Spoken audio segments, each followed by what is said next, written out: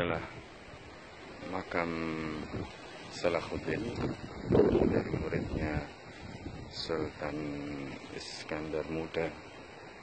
Ini batu-batu nisan menandakan pasukan Turki Utsmani yang ketika itu ada di Aceh.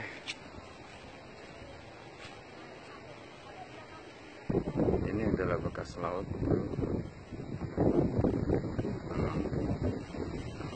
Jadi sudah sampai di sini. Masjid ini selamatkan laut sehingga bisa menuturkan peristiwa yang terjadi 13 tahun lalu. Nah, ini adalah bukti. Ini adalah Baitur Rahman. Ini Sulaiman Al-Qamari.